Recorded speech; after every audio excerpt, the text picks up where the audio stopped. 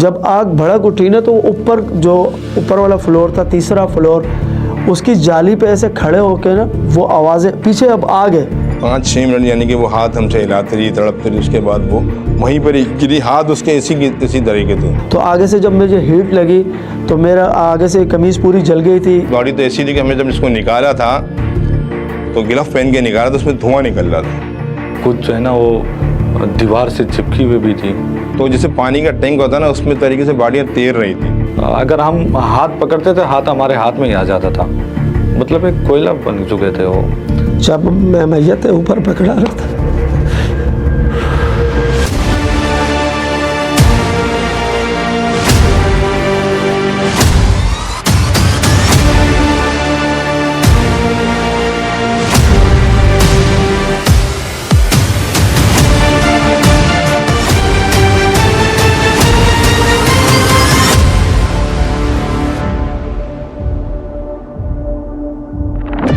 बल्दिया down का वाक़या तो ऐसा है कि मैं इसको लफ्ज़ों में नहीं बयान कर सकता। इनको उस बारे में सोचते भी फिर रोंगटे खड़े हो जाते हैं। 5 बजे का टाइम था। हमारा एक ड्राइवर अभी भी मौजूद है, हिदायतुल्लाह चाचा। वो सिविल से हबचौकी की कॉल लेके जा रहा था ऊपर वाले रोड से। तो वो जैसे ही बल्दिया कंपनी के सामने आया ना तो उसने देखा धुआं ही धुआं निकल रहा है बिल्डिंग से। अब चीख पुकार थी, खिड़कियों से लोग जो है ना छलांगे लगा रहे थे।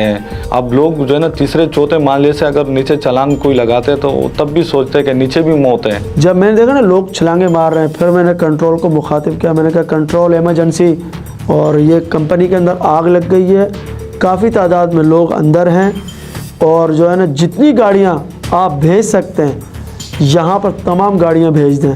उधर माहौल कुछ ऐसा था कि बस टोटल दरवाजे ही बंद थे, खिड़कियाँ ना होने के बराबर थी वहाँ पे। इससे पूरे के कहते हैं ना कि आरसीसी की पूरी बिल्डिंग होती है, इस तरीके से पूरी वो पैक थी। दरवाजे लोहे के दरवाजे थे बड़े, जैसे होते हैं फैक्ट्री में, आपने देखे होंगे। जिन लोगों ने छलांगे लगाए वो तो हाथ पाँव चलो टूट गए लेकिन बच गए।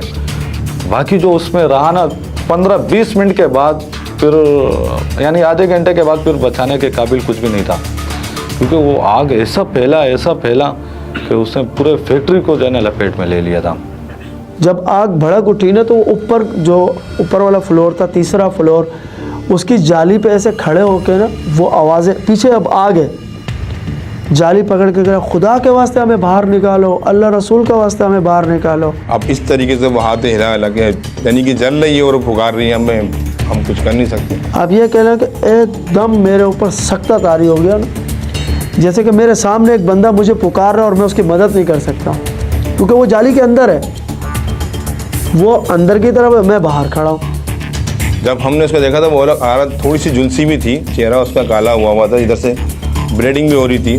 अब वो हाथ हिला लगे जब हमें बुला रही थी ना, तो मैं ख्याल में उसको पहले दुपट्टे में आग लगी थी। ज़्यादा ध्यान उसका सारा हमारी तरफ था, बाहर की तरफ। ऑक्सीजन भी उसको चाहिए थी, तो बाहर सारा ध्यान उसका हमारी तरफ ही था। मगर मैं बता रहा हूँ कि हम बिल्कुल बेहिस हो के खड़े हुए थे, हम कर क्या सकते थे, कुछ भी नहीं कर सकते थे। मैंने बताया ना कि 16 फीट का फासला था हमारा। ना मेरे पास ना सीढ़ी है, एक सीढ़ी थी वो पब्लिक ने तोड़ दी। अब एक बंदे को चढ़ना चाहिए तो उस पर 5-5, 6-6 बंदे चढ़ गए, वो सीढ़ी टूट गई।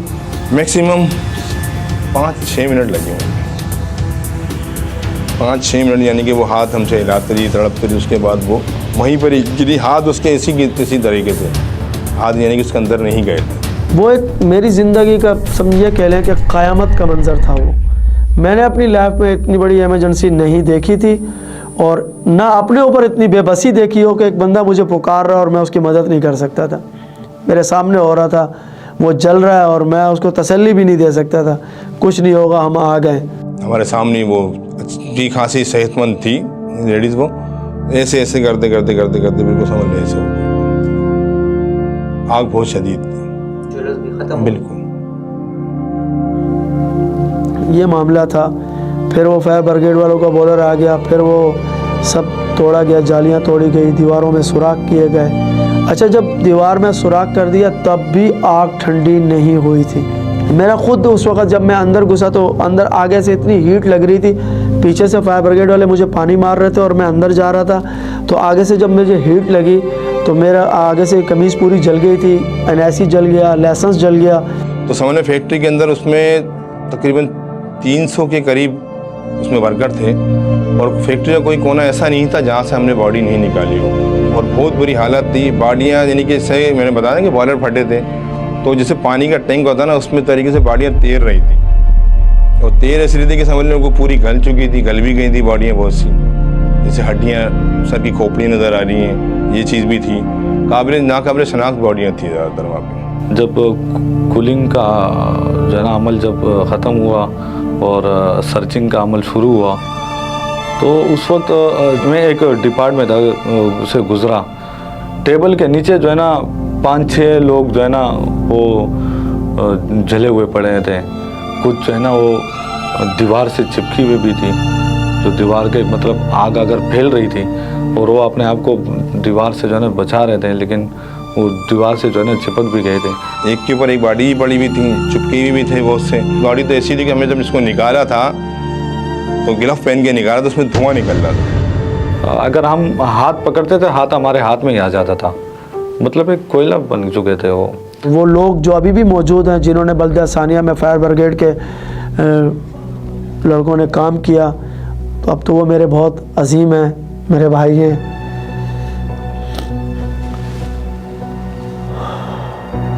वो मुझे तसल्ली देते थे, मैं उन्हें तसल्ली देता।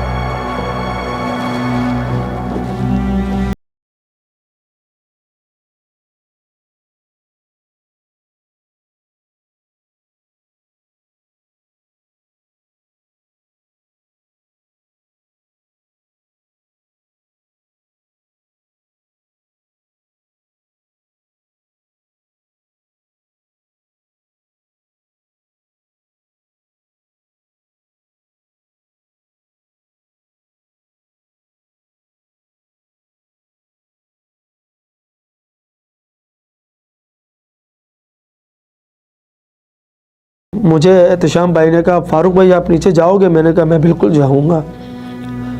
तो मैं जब नीचे गया तह खाने में, हर पर्स के अंदर मोबाइल बज रहा था और हर लेडीज़ को सैलरी मिली हुई थी, और सैलरी के साथ वो एक पेपर होता है ओवर टाइम का, पता नहीं क्या, वो पंच होया हुआ था।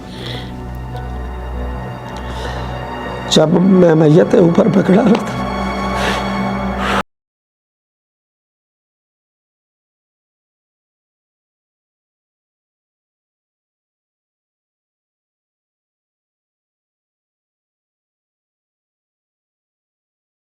मैं मैयत ऊपर पकड़ाता था, बाहर अपने फायर ब्रिगेड के लोगों को खड़े हुए थे,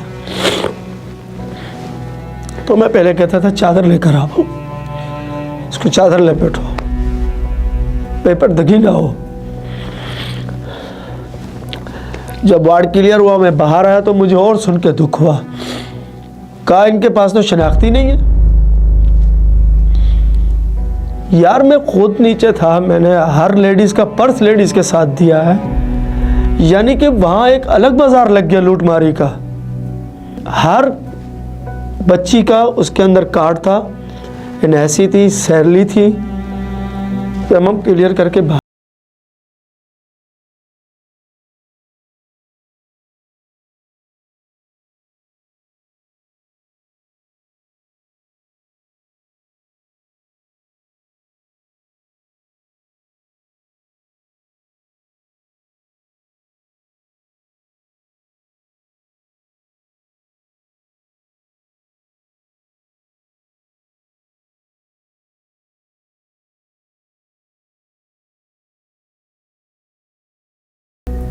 बल्दिया सानिया हमेशा के लिए मुझे एक रोक दी गया। कई दफ़ा, लातादाद दफ़ा मैं रात को उठ के बैठ जाता, और मुझे बताया ना आप एक रूम के अंदर घुस रहे हैं, वो एक हॉल है, वहाँ पर हर बंदा मशीन पे काम करते हुए मर गया।